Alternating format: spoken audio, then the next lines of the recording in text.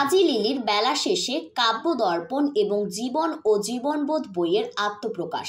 মোহাম্মদ বাদল মিয়া।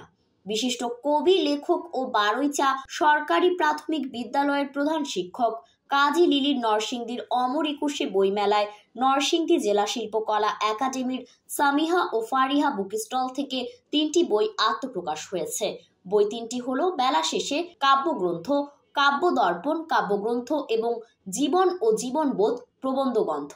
আসসালামু আলাইকুম, আমি কাজী লিলি, প্রধান শিক্ষক, বারৈচা সরকারি প্রাথমিক বিদ্যালয়, বেলাবর, নরসিংদী। অমর একুশে বইমেলা 2025-এ নরসিংদী বইমেলাতে আমার 2টি বইয়ের মূলক উন্মোচিত হয়েছে।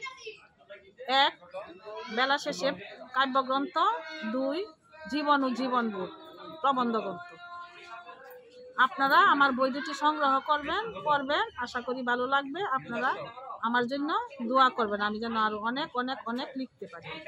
বই 3টি বাংলা বাজার ঢাকা থেকে প্রকাশিত হয়েছে এবং অমর একুশে নরসিংদীর বইমেলা এবং ঢাকা বইমেলায় বিভিন্ন স্টলে পাওয়া যাচ্ছে। বইমেলার উদ্বোধনী অনুষ্ঠানে নরসিংদী জেলা প্রশাসক ও জেলা ম্যাজিস্ট্রেট মোহাম্মদ রাশেদ হোসেন চৌধুরীর হাতে উপহার হিসেবে বই 3টি তুলে দেন কাজী লিলি।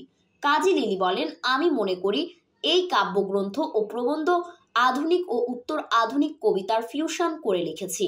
বই প্রকাশিত হওয়ার অনুভূতি সম্পর্কে কাজী লিলি বলেন, এ এক অন্যরকম অব্যক্ত অনুভূতি।